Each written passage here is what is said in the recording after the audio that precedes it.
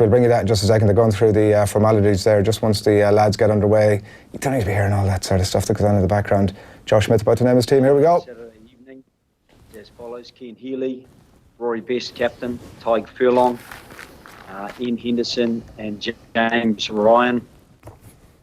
CJ Stander at 8, Peter O'Mahony at 6, and Josh van der Flier at 7. Connor Murray and Johnny Sexton in the halves. In the midfield, Robbie Henshaw at 12 and Gary Ringrose at 13. On the left wing, Jacob Stockdale. On the right wing, Keith Earls. And at fullback, Rob Kearney.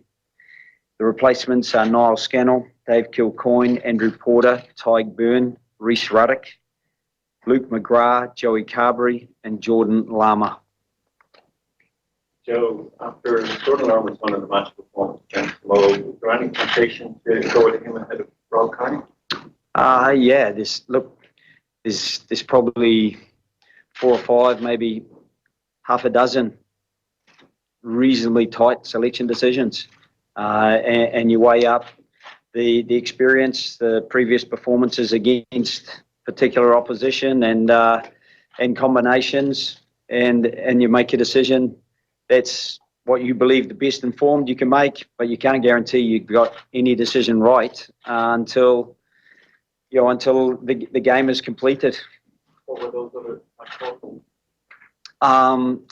There's a number of them. Obviously with Bundy missing out, that kind of clarified the midfield a little bit. But Chris Barrell has been very good for us, and his second half performance, I think, against Scotland, he really came on and made an influential impact. On the wings, Andrew Conway's been very good, as well as Jordan Larmour. So the outside backs is a bit of a conundrum. In the loose forwards, Geordie Murphy's versatility, the fact that I think he's 2 from 2 playing against the All Blacks. There's all those temptations that you factor in. Jean Klein, the impact he has in the engine room.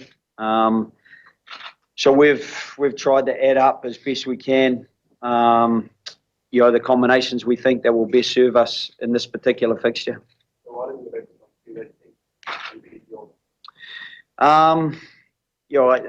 I think the unfortunate thing about any 23 that comes up against the All Blacks is they can play very well and still not get the result. That's the quality that the All Blacks have. That's the athletes that they possess.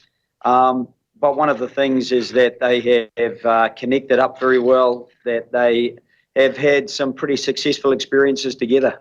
I think it's a side. There's a number of those players within the side that have contributed to a fair bit of history for us. Obviously, the first win over the All Blacks, the first time that we won at home against the All Blacks, but a few other milestones along the way. A lot of those players that are selected were in Australia last summer. We're in South Africa the summer before when we won in Cape Town. So, the accumulation of those experiences together hopefully builds a bit of confidence, because you need to have some belief.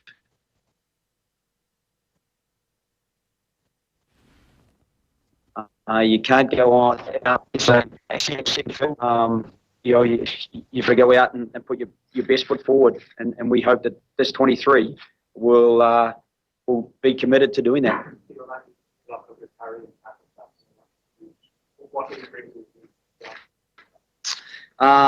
He brings a leadership and experience.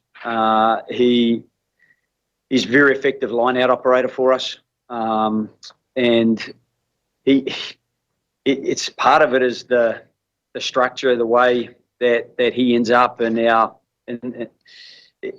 across the width of the pitch. He tends to be playing in the wider channels, and therefore he's not as involved as some of the other players who are closer in. So, I think stats always tell part of a story, but they don't tell the complete picture. And for us, there are things that he can add for us that we think could be really important. Obviously, in the line-out, he saved our bacon last time we played with a an exceptional turn and chase, and the long arms that he reached out just to pluck the ball in front of Ben Smith to avoid Ben Smith. Really, I think he would have scored for certain if Pete hadn't got back and saved that. I think he won 2 balls on the ground in that game as well that were really important. So he has been a bit of a big moments player for us. Maybe not as many moments, but the big moments, they count. So this Ireland team been better than the team that we over? From what you're seeing, have they gone on to another level? Yeah, it's really hard to say because there are so many variables. You know, we got into Tokyo late Monday evening. We trained Tuesday. We trained this morning. It's hard to get a feel for quite how we're going. We'll do a captain's run tomorrow, and then hopefully that'll be the springboard. And you know, it's I know it's bizarre. It may sound bizarre, but being very, very close to the team, I'm not necessarily any more aware or any better at predicting how the team will go. But on past experiences, I think this team know how to get up for big games. I think they have a confidence in each other that they can trust each other, that as long as they do their own jobs, other people will get their jobs done. And you know, that's how you build a system, and that's how you build a defence and an attacking kind of platform. So, you know, do we have to be better? I think we always have to be better.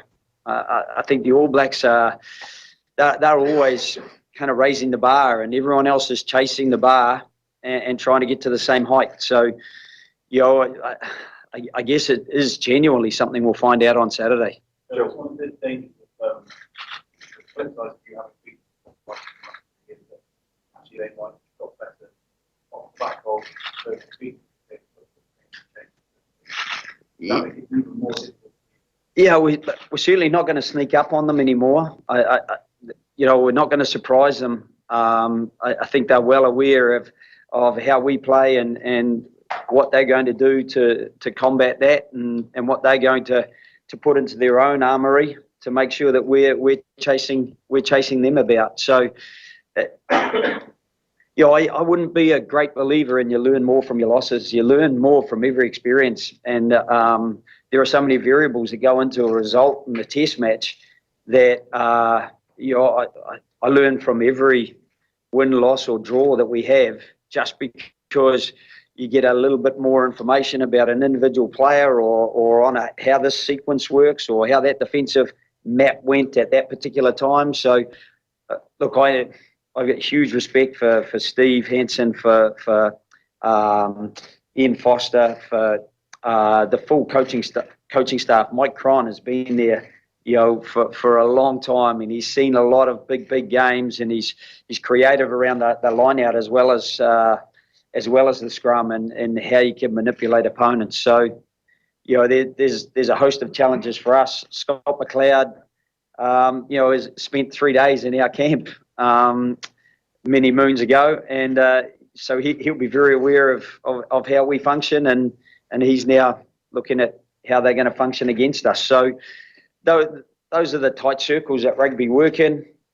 Everybody knows everybody else pretty well, and so I've no doubt that they've got a few things cooked up that we haven't seen before that we're going to find really challenging. Joe, why do you think that the Irish defence has given the All Blacks some problems in previous occasions, and do you think you can bring that level once again this weekend? Yeah, I thought our defence was super last time we played them. The time before that, you know, I thought it was good. We conceded 2 tries, and the time before that we conceded 4, but managed to score 5. So, you know, it all depends on the day and how the game is going and how open it becomes.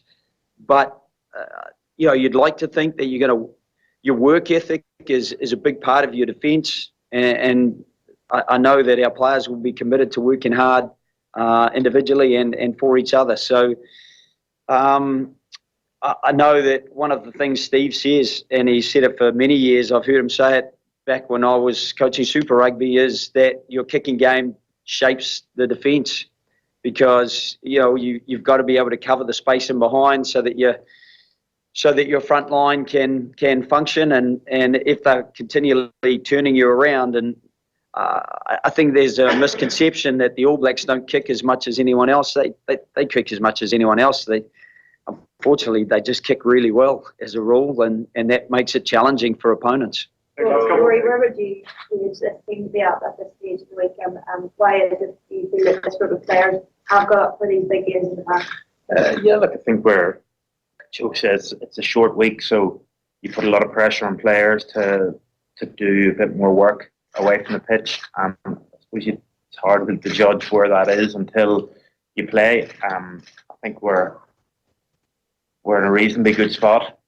We'll get the run out tomorrow, and it'll be a good gauge of where we are. And but ultimately, it's all about Saturday. And I don't think we don't feel at the minute like we're having to play catch up. I think the feeling was today that the boys have put in a good bit of work.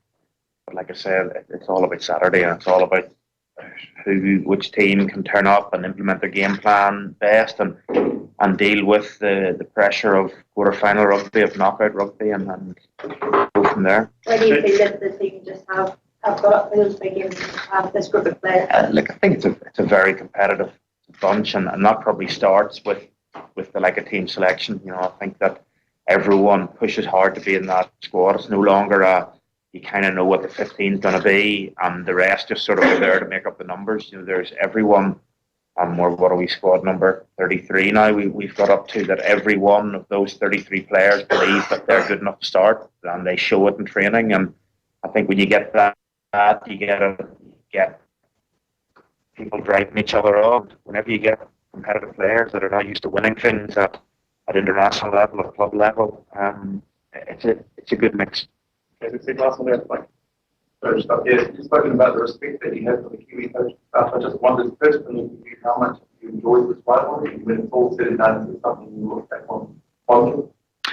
Yeah, they're good guys to kind of have a drink with afterwards. I don't really enjoy the rivalry because it's difficult. It's a bit of double jeopardy, to be honest. I think they're smart coaches, and so you're trying to think about what they're going to bring and how they're going to try to manipulate us, and at the same time you're trying to devise strategies that, based on what you've seen of them and knowing them personally, how you think you can try to manipulate them. So in the end, that's only a small part of it. Coaching is only a small part of what goes into the 23 players who really then put the jersey on and play. But I enjoy that part of the job for sure. So and I'll enjoy catching up with them on Saturday. I exchanged a few texts last Saturday. So we'll look forward to catching up, and then we'll both sit nervously in coaches' boxes and hope that our teams can get the result on the day. Just really wishing each other luck, and also kind of not that happy that we're seeing each other this early, but it is one of those things. And as I say, I've got huge respect. It's hard for anyone not to have respect for what the All Blacks have achieved, and I think Steve and Fozzie have been at the forefront of that. As I said, Mike Cron, they've been there for a very long time and have done an incredible job. So, as a coach coming from New Zealand, seeing those guys at the top of the tree, it's pretty awesome to be able to be in the mix, coaching against them, to be honest. Okay, guys, we're going to switch off the live content and go into the bargain written. Thank you. There we go. The Ireland press conference ahead of the big game on Saturday morning. Joe Schmidt bringing the team your way. John Duggan, good morning to you. Adrian, how are you? Good. We're just going to recap the team there for anybody who's just joining us on this Thursday morning watching OTB AM, the sports breakfast show from Off the Ball. It's almost 8:20 on this Thursday morning.